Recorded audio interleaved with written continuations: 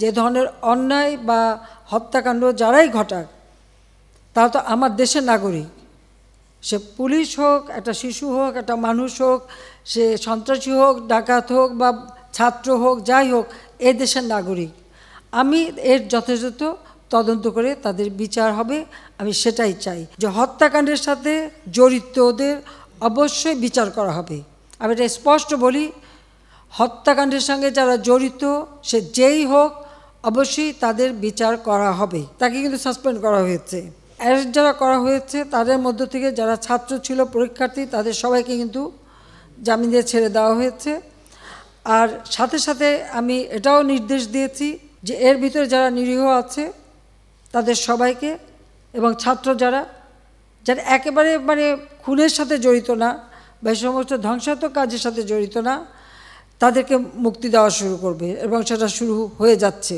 যারা যারা দোষী ঠিক তাদেরকে চিহ্নিত করে তারা থাকবে, কিন্তু বাকিরা যাতে মুক্তি পায় সে ব্যবস্থাটা কিন্তু আমরা করে দিয়েছি। আমার সাথে যদি বসতে চায় তাহলে আমি বসতে রাজি। তারা যদি এখনও আসতে চায়, কথা বলতে চায়, আমি তাদের সাথে কথা বলতে চাই, তাদের কথা শুনতে চাই, তাদের দাবির কী কী বাকি আছে আমি এটা শুনতে চাই, এবং যেটা আমাদের সাধ্যমতো সেটা আমি পূরণ করতে চাই। আমি এই সংঘাত চাই না। তারা যদি বসতে চায় আমার সঙ্গে, এই আন্দোলনকারীরা, কোটা আন্দোলনকারীরা, আমি তাদের সাথে বসবো, তাদের কথা শুনবো, তাদের দাবি দেওয়া এ পর্যন্ত যা মেনে নিয়েছে আরও কিছু আছে কি না সেটা হয়তো শুনতে হবে। এবং আপনাদের সামনে আমি বলতে চাচ্ছি যেটা দেশবাসীরও জানা উচিত যে আমি কখনোই আমার দরজা বন্ধ করিনি। গণভবনের দরজা খোলা। যখনই এই আন্দোলনকারীরা কথা বলতে চায়, আলোচনা করে সমাধান করতে চায়, আমি তাদের সাথে নিজেই বসতে রাজি। আমি আবারও বলছি যে আন্দোলনকারীরা যদি আলোচনা করতে চায় আমি এখনও রাজি। যে কোনো সময় তারা আসতে পারে, আলোচনা করতে পারে, দরকার হলে তাদের গার্জিয়ানদের নিয়েও আসতে পারে। সার্বজনীন পেনশন স্কিম, এটা কিন্তু 2008-এর নির্বাচনী ইস্তাহারে আমাদের ছিল যে আমরা এটা করব। আমরা বহু সময় নিয়ে এটা অনেক চিন্তাভাবনা করে সার্বজনীন পেনশন স্কিমটা আমরা চালু করেছি, এবং সেখানে কিন্তু বিভিন্ন শ্রেণীর মানুষের জন্য বিভিন্নভাবে সুবিধা আমরা দিয়েছি। যে বিশ্ববিদ্যালয়, স্বায়ত্তশাসিত প্রতিষ্ঠান এবং প্রজাতন্ত্রের সকল বেতনভোগ কর্মচারীদের ক্ষেত্রে সার্বজনীন পেনশন ব্যবস্থায় অংশগ্রহণের বাধ্যবাধকতা বাতিল করে দিয়েছি, একবারে বাতিলই করে দিয়েছি।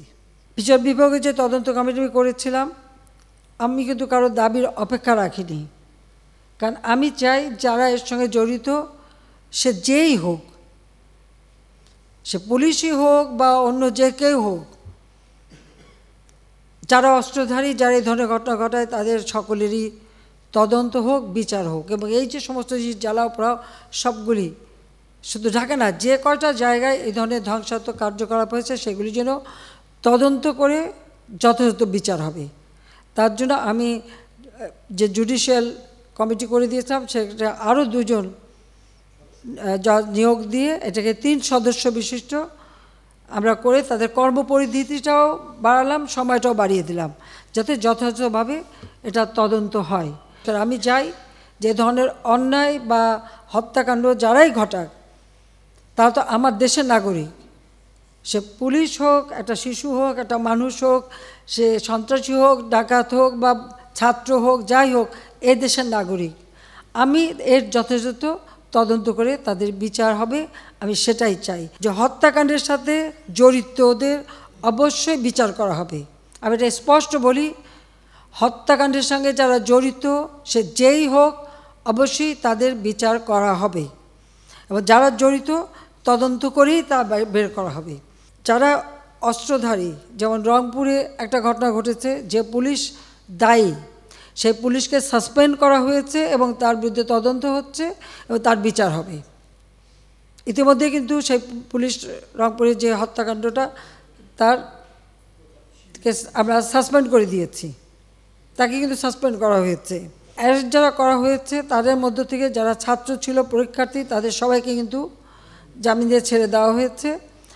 আর সাথে সাথে আমি এটাও নির্দেশ দিয়েছি যে এর ভিতরে যারা নিরীহ আছে তাদের সবাইকে, এবং ছাত্র যারা একেবারে খুনের সাথে জড়িত না বা এই সমস্ত ধ্বংসাত্মক কাজের সাথে জড়িত না, তাদেরকে মুক্তি দেওয়া শুরু করবে এবং সেটা শুরু হয়ে যাচ্ছে। যারা যারা দোষী ঠিক তাদেরকে চিহ্নিত করে তারা থাকবে, কিন্তু বাকিরা যাতে মুক্তি পায় সে ব্যবস্থাটা কিন্তু আমরা করে দিয়েছি।